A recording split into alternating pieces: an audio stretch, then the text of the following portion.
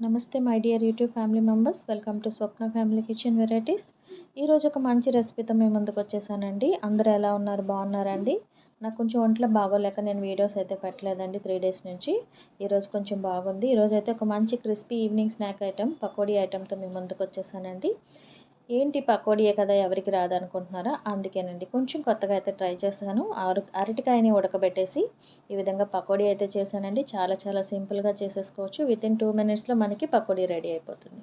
ఒక మంచి evening snack item అండి. మీరు కూడా ఒకసారి ట్రై చేయండి. అంతకన్నా ముందు నా ఛానల్ చూస్తున్న ప్రతి ఒక్కరూ ప్లీజ్ నా ఛానల్ని సబ్స్క్రైబ్ చేయండి. ఇప్పుడైతే వీడియోలోకి వెళ్ళిపోదాం. ఒక పచ్చి అరటికాయని ఉడకబెట్టేసుకున్నానండి. ఉడకబెట్టేసుకొని తొక్క తీసేసుకొని ఈ విధంగా ముక్కలు చేసేసుకొని ఒక బౌల్లో అయితే వేసేసుకున్నాను.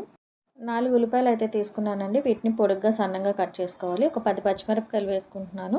మీకు తక్కువ స్పైసీ కావాలంటే తక్కువ వేసుకోండి, లేదు కొంచెం స్పైసీ ఎక్కువ కావాలంటే ఎక్కువ వేసుకోవచ్చు. అరటికాయని ఈ విధంగా మ్యాష్ చేసేసుకోవాలండి. చూపించిన పచ్చిమిరపకాయలు ఇలా కట్ చేసేసుకొని వేసుకోవాలి. అలాగే ఉల్లిపాయలు కూడా ఈ విధంగా పొడుగ్గా సన్నంగా కట్ చేసుకొని వేసేసుకోవాలి. 2 స్పూన్స్ జీలకర్ర, అలాగే 1/2 స్పూను అల్లం వెల్లుల్లి పేస్టు, కొంచెం అంత కరివేపాకు, తరిగి పెట్టుకున్న కొత్తిమీర, రుచికి సరిపడా ఉప్పు, 1/2 స్పూన్ కారం వేసి దీని అంతటిని ఎటువంటి వాటర్ వేయకుండా ఈ విధంగా కలుపుకోవాలి. గట్టిగా ఉల్లిపాయ వాటరే సరిపోతుంది. కావాలంటే ఒక 2 స్పూన్స్ వాటర్ వేసుకోవచ్చు. ఇప్పుడు దీన్ని ఇలా కలిపేసుకున్న తర్వాత నేను మీకు చూపిస్తున్నాను కదండి, ఈ స్పూన్తోనైతే నేను ఒక 2 స్పూన్లు శనగపిండి వేశాను. అలాగే ఈ స్పూన్ తోటి ఒక 4 స్పూన్లు అయితే వరిపిండి వేశానండి. కరెక్ట్గా సరిపోతుంది. దీన్ని అంతటిని బాగా కలుపుకోవాలి. ఇప్పుడు పిండినంతటిని బాగా ప్రెస్ చేస్తూ కలుపుకోవాలండి. ఎందుకంటే ఉల్లిపాయలో కొంచెం వాటర్ అనేది ఉంటుంది కాబట్టి సరిపోవచ్చు. సరిపోకపోతే ఒక 2 స్పూన్స్ వాటర్ వేసి ఈ విధంగా కలుపుకోవాలి. నాకు ఒక 1 స్పూన్ వాటర్ అయితే పడిందండి. పిండి చూసారు కదా, ఈ విధంగా ముద్దలా ఉండాలి. ఇప్పుడు డీప్ ఫ్రైకి సరిపడా ఆయిల్ అనేది వేసుకోవాలండి. ఆయిల్ అయితే హీట్ అయిపోయిందండి. ఫ్లేమ్ అనేది హైలోనే పెట్టుకోవాలి. హైలో పెట్టుకొని కడాయికి ఎన్ని పడతాయో అన్ని వేసేసుకొని నురగ తగ్గిన తర్వాత వాటంతా అవే పైకి వచ్చేస్తాయి. తర్వాత వీటిని గోల్డెన్ బ్రౌన్ కలర్ వచ్చేంత వరకు ఫ్రై చేసుకుంటే ఎంతో టేస్టీగా ఉండే బనానా పకోడీ అయితే రెడీ అయిపోతుందండి.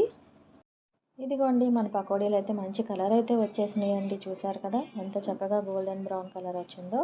చాలా క్రంచీగా భలే కమ్మగా ఉన్నాయండి. నోటికి వేడి వేడి టీతో ఇలాంటి పకోడీ ఒకటి తింటే ఇంకా మన నోటికి ఇంకా అమోఘము అమృతమే అనుకోవచ్చు.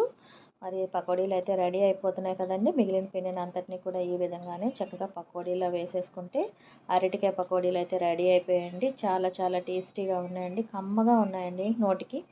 ఎవరైనా అరటికాయ తినకపోతే ఈ విధంగా పిల్లలకి స్నాక్స్ లాగా ఇలాగ అరటికాయతో పకోడీ చేసి పెట్టండి. చాలా టేస్టీగా తింటారు.